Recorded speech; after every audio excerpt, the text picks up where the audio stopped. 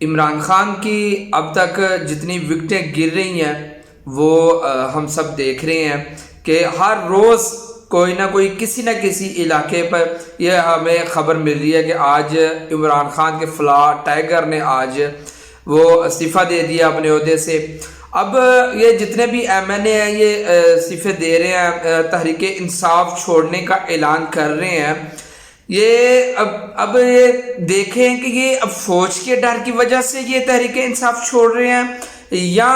پھر کہ یہ ان کو یہ اس بات کی سمجھ آ گئی ہے کہ تحریک انصاف ایک دہشت گرد جماعت ہے، ہمارا اس کے ساتھ تعلق نہیں ہونا چاہیے، یہ ملک پاکستان کے لیے بہتری نہیں لا سکتے۔ اب یہ فیصلہ ان کے علاقوں کے اندر جو لوگ ہیں، جن لوگوں نے ان کا منتخب کیا تھا، جن لوگوں نے ان کے ہاتھوں کے اوپر بیعت کی تھی کہ آپ ہمارے M N A M P A بنیں گے، ان لوگوں نے جو ان کے اوپر یقین کیا تھا، اب یہ ان لوگوں کو فیصلہ یہ کرنا ہوگا کہ یہ لوگ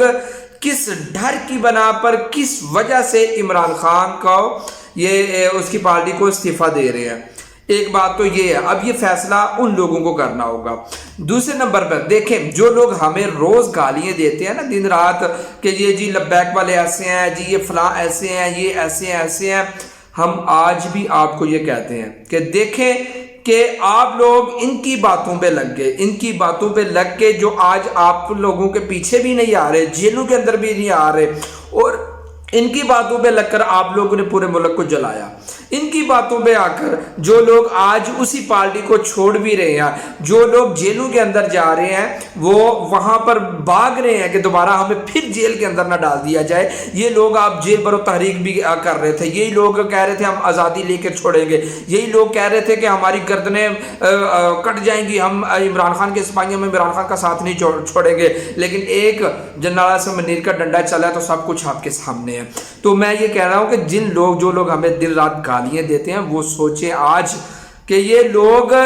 تمہارے پیچھے کس قدر آ رہے ہیں، تم لوگوں کو کس قدر یہ استعمال کر رہے ہیں۔ خدا را اس پارٹی کی طرف آئے، ان کے پیچھے چلیں جو ملک پاکستان میں صرف اور صرف ایک نظام کی بات کرتے ہیں، اس نظام کی بات کرتے ہیں جس کے ہم امتی ہیں۔